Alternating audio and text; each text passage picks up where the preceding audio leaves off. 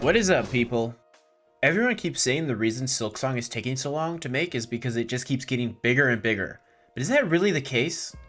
Hallownest is already the biggest Metroidvania on the market, taking some people over 100 hours to complete everything on a single save file. Now, we have heard rumors and side notes from some game testers that Silksong keeps getting bigger, and we had that Australian coffee shop incident where Ari Gibson himself said the scope of Silksong was way bigger than they anticipated, but that was almost 6 months ago. So my question is, how big can Silksong honestly be? Hollow Knight has 47 bosses, which is the most I've seen in any game ever. Will Silksong have more? In order for a Metroidvania to be large and still good, it needs to have worthwhile rewards to find for exploring. Not only that, but the world itself has to be designed so you can always access something new with the abilities you have currently earned. The bigger a world gets, the more ability gates need to be made and the more complicated the map becomes. On top of all of this looms the game developer's worst nightmare, player engagement. You see, it doesn't matter how big your game world is, or how much content it contains.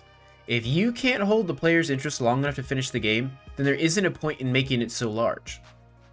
Hollow Knight is already almost on the edge of that, not including optional content. Silksong occupies a 2D space, at least as far as we know, so the only way the game gets bigger is outwards.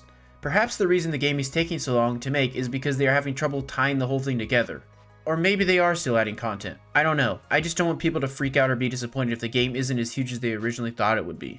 Will it be bigger than Hollow Knight? Of course. I think it's a given at this point. But I don't think it's going to be twice as big like some people are theorizing. If I had to take a guess, I would say it will be around 30% bigger, and the boss count will probably cross the 50 number. But overall, I think people are wishing for too much and setting themselves up for disappointment. I think the real reason Silksong is taking so long to make is the optional stuff like Silk Soul and tying the world together. I have no idea how they will change the Silk Soul mode, but it's going to be a step further than Steel Soul was. And knowing how Team Cherry operates, a step further for them is like 10 steps further for normal devs. What do you guys think? How big will Silksong be? Will we see anything about it this year? Comment below and let's talk about it.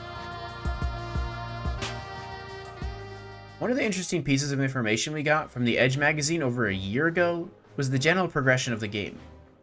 In Hollow Knight, our journey is down. In Silksong, our journey takes us upwards towards our final destination, the Citadel. However, this isn't where the journey will end.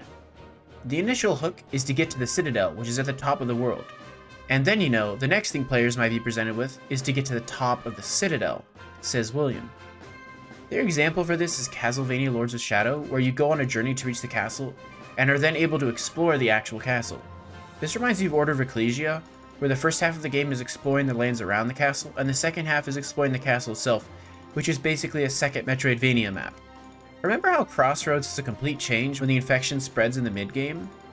I think we should expect a lot more of that. Ari said that the quests we do for the inhabitants of the land will help you see changes and evolutions to the spaces that you inhabit. Maybe the world won't be much bigger, but I think it'll be more dynamic and change a lot more as we progress. Team Cherry is all about the details, like the sponge moving in the Moss Grotto, or the rings that lead to chakra that bounce around. I think it's the attention to tiny details that really slows down the dev time, but it's also the tiny details that make the wait worth it, no matter how long. Thanks for watching, and as always, like, subscribe, or don't, but I love you guys anyways.